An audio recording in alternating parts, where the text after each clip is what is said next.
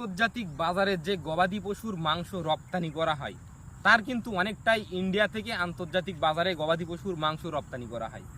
তার ভিতরে কি কি মাংস রপ্তানি করা হয় ইন্ডিয়া থেকে আন্তর্জাতিক বাজারে, এর ভিতরে হচ্ছে বিশেষ করে গরু আর মহিষ।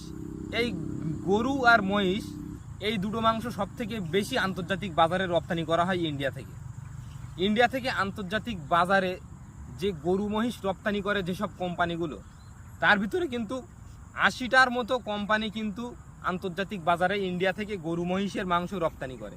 ৭৩টার বেশি কোম্পানিকে কিন্তু ইন্ডিয়ান গভর্নমেন্ট অনুমোদন দিয়ে রেখেছে। ইন্ডিয়ান গভর্নমেন্ট অনুমোদিত ৭৩টির বেশি কোম্পানি তারা কিন্তু ইন্ডিয়া থেকে আন্তর্জাতিক গরু মহিষের মাংস রপ্তানি করে থাকে।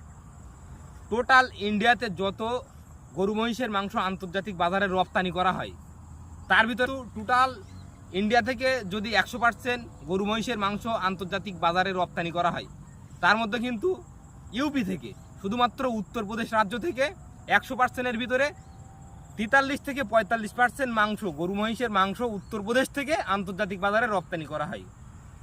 যে সকল কোম্পানিগুলো ইন্ডিয়ান গভর্নমেন্ট দ্বারা অনুমোদিত, তার ভিতরে এই নিচে যে লিস্টটা দেওয়া আছে, নিচে যে তালিকাটা আছে, এই তালিকায় যেসব কোম্পানিগুলোর নাম রয়েছে এরা কিন্তু ওই ৭৩টা কোম্পানি অনুমোদিত কোম্পানির শীর্ষস্থান কিন্তু এই কোম্পানিগুলো অধিকার করে আছে। এছাড়াও কিন্তু আরও অন্যান্য কোম্পানি আছে।